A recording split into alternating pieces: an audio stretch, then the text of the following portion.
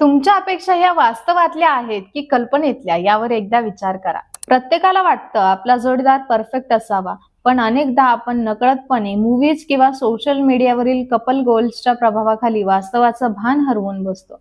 जेव्हा जोडीदार आपल्या कल्पनेतल्या चौकटीत बसत नाही, तेव्हा सुरू होतात ती म्हणजे भांडणं आणि नैराश्य. तुमच्या अपेक्षा ह्या वास्तवातल्या आहेत की नाही हे ओळखण्यासाठी या 3 गोष्टी तपासून पहा. Number 1, cinematic romance.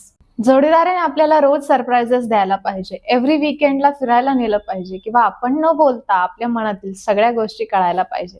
ह्या अवास्तव अपेक्षा आहेत.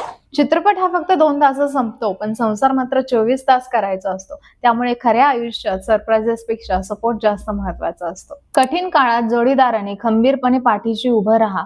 कामाच्या व्यापानंतर एकमेकांसाठी 10 मिनिटं शांतपणे काढा आणि एकमेकांच्या कामाचा आदर करा. नंबर 2, स्वभाव बदलण्याची अवास्तव अट.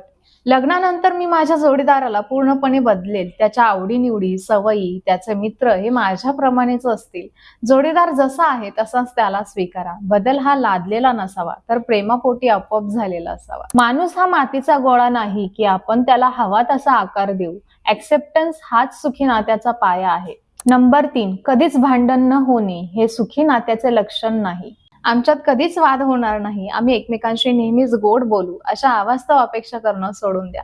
भांडण झाल्यानंतर एकमेकांचा अपमान न करता त्या विषयावर शांतपणे बोलून मार्ग काढा. अपेक्षा असणं चुकीचं नाही, पण त्या अपेक्षा पूर्ण करण्याची क्षमता ही समोरच्या व्यक्तीमध्ये आहे की नाही आणि आपण स्वतः त्या अपेक्षा पूर्ण करू शकतो की नाही यावर जरा विचार करा.